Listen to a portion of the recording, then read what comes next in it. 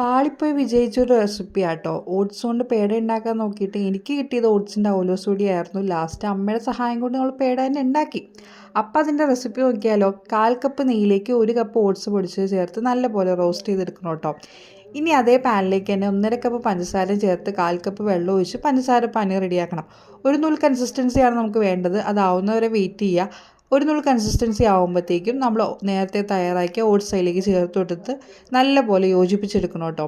ഇനി ഇതിലേക്ക് ഞാൻ 2 ടേബിൾ സ്പൂൺ പാൽപ്പൊടി ചേർത്ത് കൊടുക്കുന്നുണ്ട്. പാൽപ്പൊടിയും കൂടി ചേർത്തിട്ട് നല്ലപോലെ മിക്സ് ചെയ്ത് യോജിപ്പിച്ചെടുക്കുക.